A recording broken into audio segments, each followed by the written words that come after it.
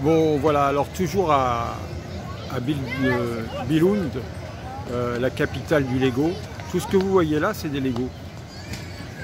Alors évidemment, comme ça se voit pas vraiment, mais ce ne sont que des Lego, que des Lego, que des Lego. Et alors la particularité encore, c'est que, outre le fait que ça soit que des Lego, ce sont des Lego animés. Et je vais vous en montrer quelques-uns, parce que c'est vraiment magnifique. Toutes les technologies sont réunies. Alors là, on voit par exemple la taille de la tour Eiffel face aux autres gratte-ciel, et on voit à quel point c'est petit. Alors peut-être qu'un jour, on aura ce fameux immeuble sans fin à la Défense, que Nouvelle nous avait proposé. Maintenant, ce que je voudrais aborder avec vous, juste à l'instant, vous voyez là, il y a des bateaux qui circulent, des trains, des rails. Voilà, et tout est animé. Enfin, pas tout, non, j'exagère, mais beaucoup de choses sont animées. Et tout ça, ce ne sont absolument que des Lego. C'est un magnifique parc d'attractions où on peut trouver des manèges à sensations.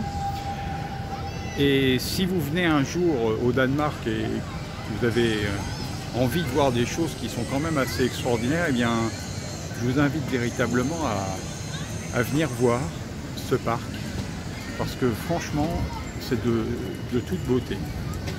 Et tout est en Lego, y compris certains bâtiments, certaines attractions. Voilà. Alors maintenant, ce que je voulais vous dire aussi, c'est que, à la différence de la France, où tenez un autre train qui passe,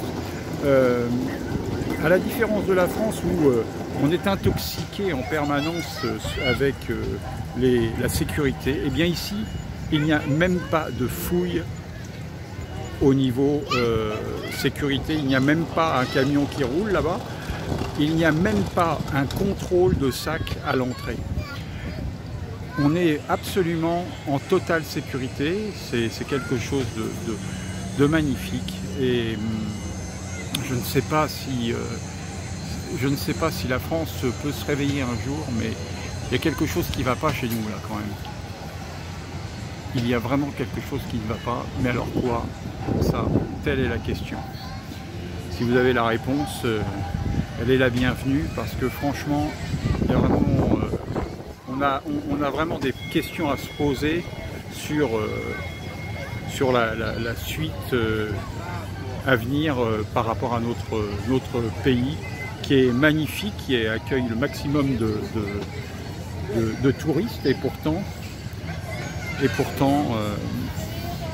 je pense pas que ce soit les touristes qui nous polluent ainsi, et